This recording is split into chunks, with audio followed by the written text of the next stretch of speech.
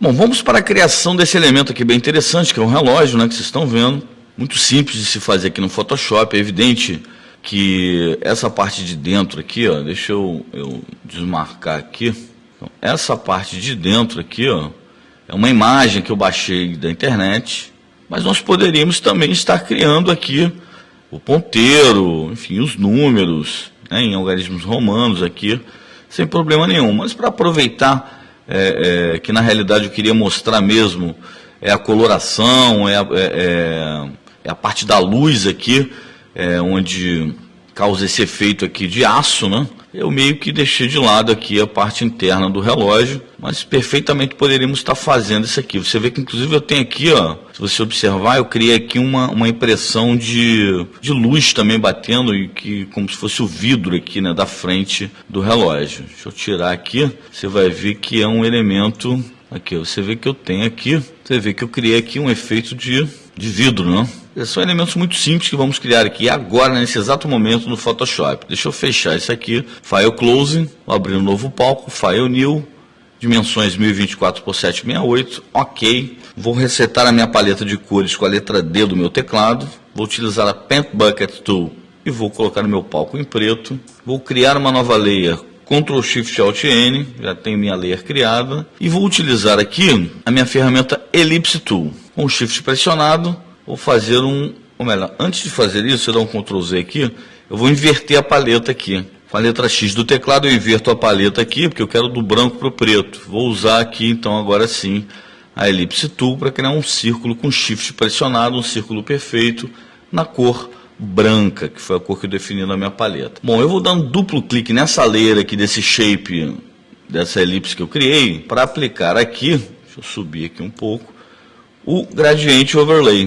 Vou fazer algumas alterações aqui, ó. O Blend Mode continua em normal, o percentual de opacidade eu vou mudar para 74%. O estilo do gradiente eu vou usar como um Reflected. O ângulo, em vez de 90, eu vou botar 0 graus. A escala eu vou botar em 110%. E agora eu vou dar um duplo clique aqui na paleta de gradiente para fazer algumas alterações aqui nas cores. Por exemplo, a primeira caixinha, vou dar um duplo clique aqui na caixa e vou alterar para FF, que é a cor branca. Vou criar aqui, vou dar mais um clique aqui mais para frente, vou criar uma nova caixinha de gradiente, que a cor vai ficar como 3E, 3E, 3E, que é um cinza, uma tonalidade de cinza. Vou pressionar o Alt do meu teclado e vou arrastar essa primeira caixinha para copiar, que é mais uma cor branca. Vou clicar mais ou menos aqui e vou criar uma caixinha da cor 12, 12, 12, que é um cinza um pouco mais escuro. Vou clicar no branco com o Alt pressionado, vou arrastar para copiar e vou trazer mais ou menos aqui. E finalmente a última caixinha vou mudar para ACA 899, que é um cinza um pouco mais claro. E temos mais ou menos essa composição. Ok, ok. E veja como ficou o nosso gradiente. Bom, novamente vou dar 2 cliques aqui para a gente continuar fazendo aqui os efeitos, né? Duplo clique nessa layer, vou fazer uma alteração aqui, ó, em Bevel and Ambles. O estilo fica em Inner Bevel, o Technique Smooth, o Depth aqui eu vou mudar para 1000%, a direção fica em Up, o tamanho em 13, aqui eu posso deixar em 120, eu posso deixar aqui a altitude em 30 graus, eu vou mudar aqui esse gloss, o contorno, para essa opção aqui, ó. Duplo clique, pronto, já fiz essa alteração. Aqui eu vou deixar em Screen, mas com 100%. E embaixo em Multiply, só que com 15%. E vamos utilizar aqui também o Satin, que fica em Multiply preto, 50%. Aqui o ângulo eu vou botar em 59 graus. A distância em 9, o tamanho em 16. E o Counter, que é o contorno, também vou usar a mesma figura. Vou marcar essa opção Anti-Aliasing. Posso dar um OK. Maravilha, é isso aqui que eu quero mesmo. O que eu vou fazer agora? Eu vou criar um novo círculo aqui.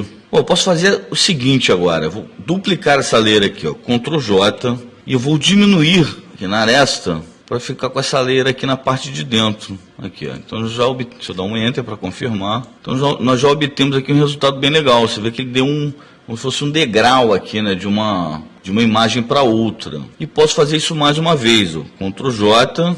Vou diminuir um pouquinho aqui, centralizar aqui. E você vê que já temos aqui uma uma figura bem legal. Deixa eu só acertar um pouco mais aqui. Claro que em casa você vai poder fazer isso com toda a calma do mundo, né? Eu estou fazendo aqui num tutorial. Pronto, acho que ficou bom aqui. Deixa eu dar um Ctrl mais aqui.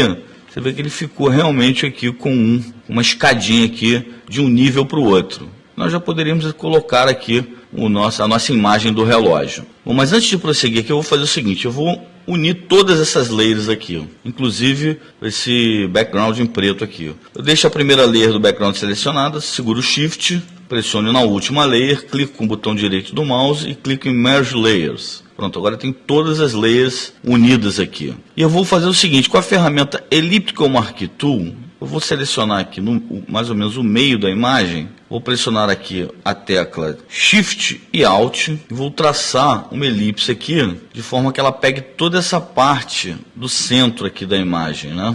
Então, aqui, ela pode inclusive passar um pouquinho, não tem problema nenhum, da borda, ok, e vou dar um delete. Pronto, então tem a parte do centro em transparência. E agora que eu vou jogar aquela minha imagem dos números aqui por trás. Eu tenho aqui essa imagem aberta aqui, dou um Ctrl A, Ctrl C, volto na minha imagem principal e dou um Ctrl V. Ficou um pouco pequena, vou aumentar um pouco aqui a imagem, segurando aqui na aresta. Só que eu vou pegar ela, vou dar um Enter aqui para confirmar o tamanho, e vou jogar para baixo. E você vê aqui que dá um acabamento melhor aqui, né? O último degrau ele fica por cima da imagem, dando aqui um aspecto mais legal aqui no nosso trabalho.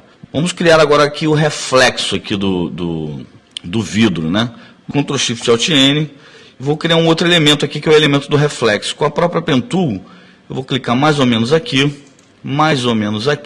Vou fazer aqui, ó, clique e arrasto, mais ou menos aqui essa angulação. Clico no Alt, no último ponto, e volto aqui fazendo o contorno aqui da parte de dentro do relógio. Com a Pen Tool, vou traçar esse elemento aqui que vai ser o reflexo. Pronto, tracei, Ctrl Enter para confirmar a minha seleção.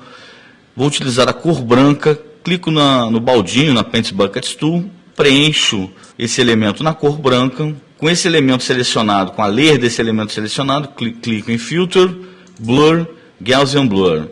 E deixo aqui esse elemento com radius em 5 pixels. Clique em OK e vou baixar a opacidade dele aqui para 75%. Ctrl D para desfazer a seleção e você vê que eu já tenho aqui um reflexo bem real aqui, como se fosse o vidro do relógio, né? Eu posso aumentar aqui, diminuir um pouco mais a opacidade para dar mais realismo na coisa, mas enfim, é mais ou menos isso que eu quero.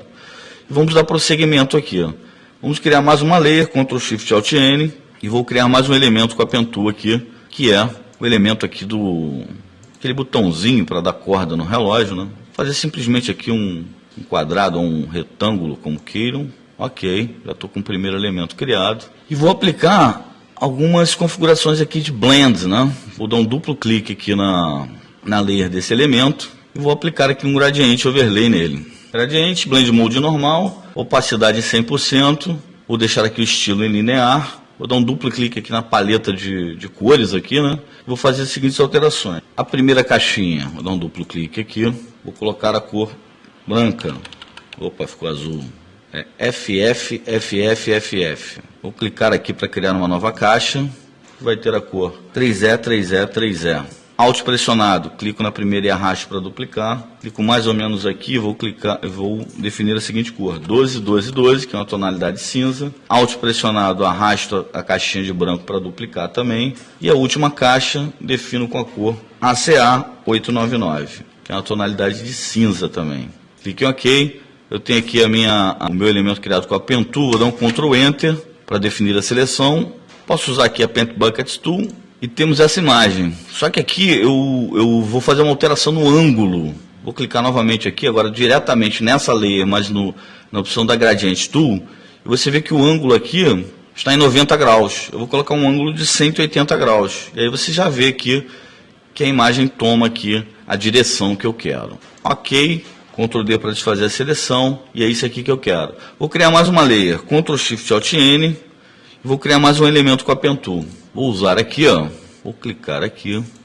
Vou criar agora um retângulo invertido aqui, né? Para não ter que colocar novamente essas opções do Gradient Overlay nessa layer, eu clico na layer de baixo, que foi a layer que eu defini. Clico com o botão direito e clico na opção Copy Layer Style.